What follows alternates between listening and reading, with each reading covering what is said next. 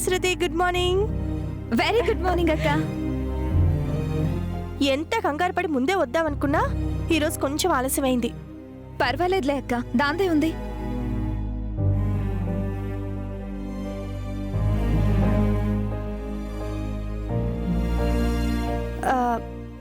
నిన్ను చూస్తుంటే ఏదో కోపంగా ఉన్నట్లు అనిపిస్తోంది. ఏమైంది శృతి? కోపం కాదక్క, నేనొక శపథం చేశాను. అదెలా నెరవేర్చాలా అని ఆలోచిస్తున్నాను. శపథమా? ఏం శపథం చేశావు? మన ఎండి గారితో సెల్ఫీ దిగి మన స్టాఫ్ అందరికి చూపిస్తానని నేను శపథం చేశాను. తప్పు శృతి, అలా చేయకూడదు. తప్పే ఉందక్క. ఆయన్ని చూడాలని స్టాఫ్ అందరూ ఎంత టెన్షన్ గా వెయిట్ చేస్తున్నారు. ఎంత ప్రయత్నం చేసినా ఎండి గారిని చూడలేకపోతున్నాం. అయినా మన ఎండి గారిని చూడాలని నీకు మాత్రం లేదా అక్క? నేను ఆయన్ని చూశాను.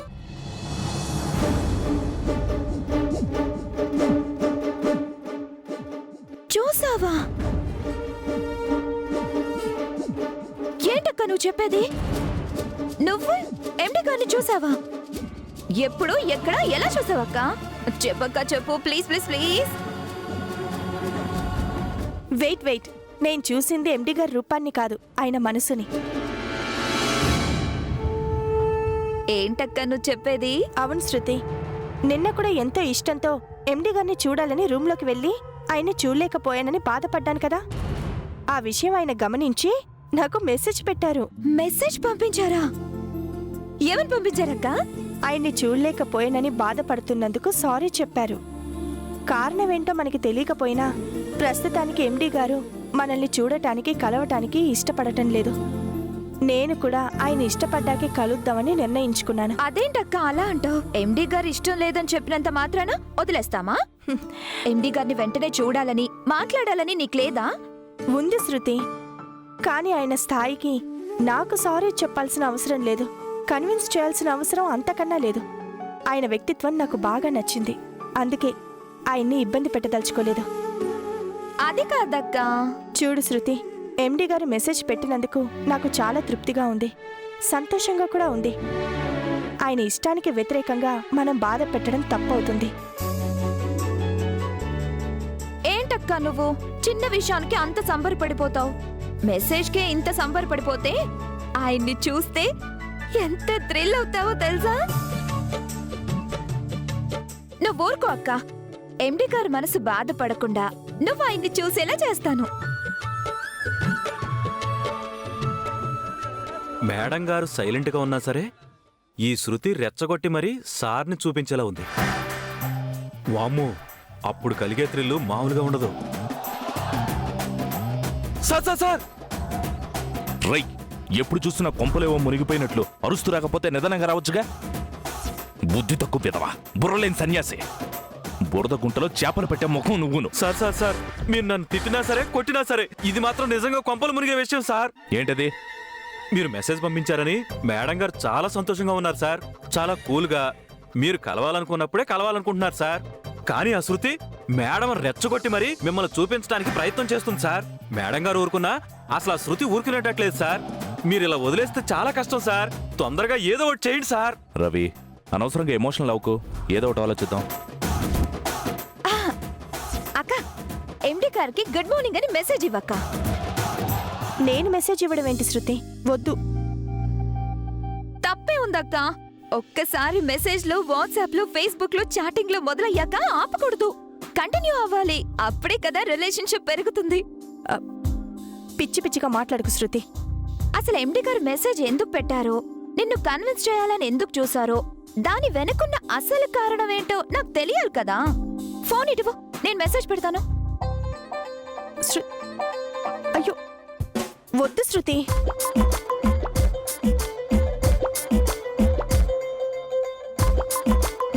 శృతి వద్దు శృతి, ప్లీజ్.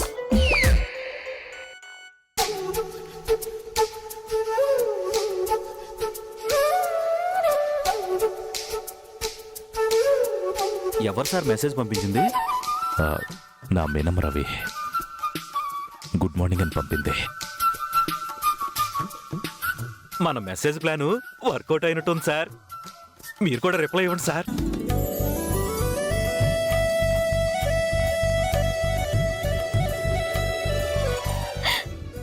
వస్తుందక్క. హా?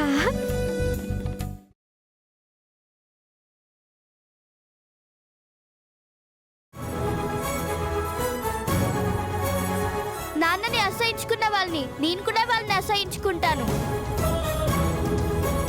అమ్మా అను, అలా మాట్లాడకూడదు, తప్పమ్మా. చూడు తాతయ్య, ముందో మాట తర్వాత మాట. అన్నయ్య అమ్మ అమ్మ అంటున్నాడు. అమ్మని ఒక్క మాట అంటే అడ్డుపడుతున్నాడు. మరి నాన్ననంటే అడ్డుపడేది ఎవరు తాతయ్య? నాన్న గురించి ఏం తెలుసని అలా మాట్లాడుతున్నాడు? అలా మాట్లాడడం కరెక్ట్ కాదు. నువ్వైనా అన్నయ్యకి చెప్పు తాతయ్య. తప్పురా. నువ్వు అమ్మ మీద ఎలా ప్రేమ చూపిస్తున్నావో నాన్న మీద కూడా అలాగే చూపించాలి కదా.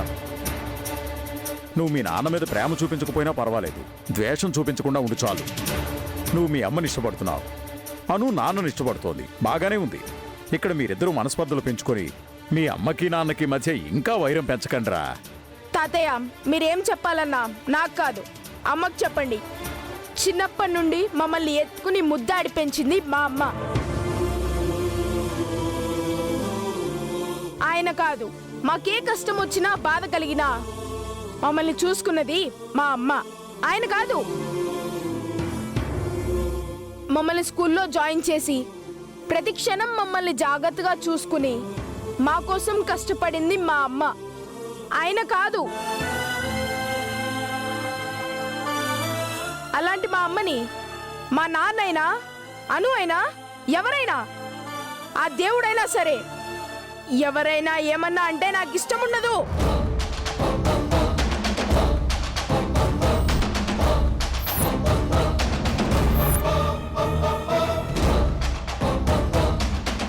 అయితే చెప్తున్నాను విను, నాకు నాన్నంటేనే ఇష్టం. మా నాన్నని ప్రేమించని వాళ్ళు ఎవ్వరూ నాకు అవసరం లేదు. నువ్వు నాన్నని అమ్మతో పోల్చడం నాకు ఇష్టం ఉండదు. నువ్వు నాన్నని అమ్మని వేచేసి మాట్లాడితే నాకు కూడా ఇష్టం ఉండదు.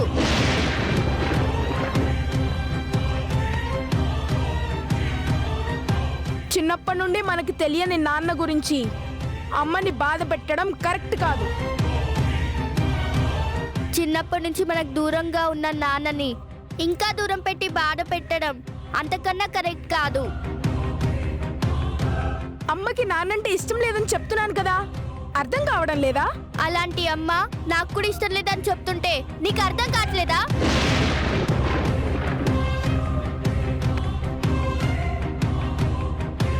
అసలు నువ్వేం మాట్లాడుతున్నావో నీకు తెలుస్తుందా? బాగా తెలుస్తుంది. నువ్వే తెలుసుకోలేకపోతున్నావు. మళ్ళీ చెప్తున్నాను విను, నాన్నని ఇష్టపడిన వాళ్ళని నేను కూడా ఇష్టపడను.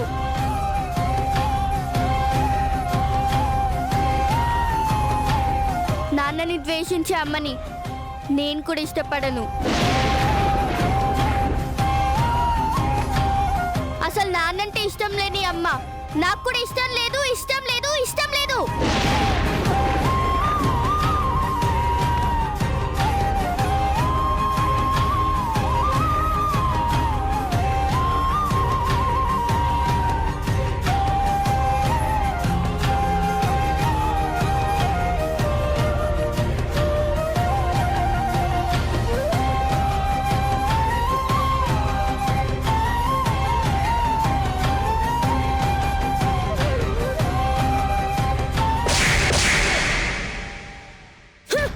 జై, నన్ను కొట్టినా తిట్టినా అడ్డుపడినా నేను చెప్పేది ఒక్కటే, నానంటే ఇష్టం లేని వాళ్ళని నేను ఇష్టపడను. నానంటే అవసరం లేని వాళ్ళకి నేను కూడా అవసరం లేదు.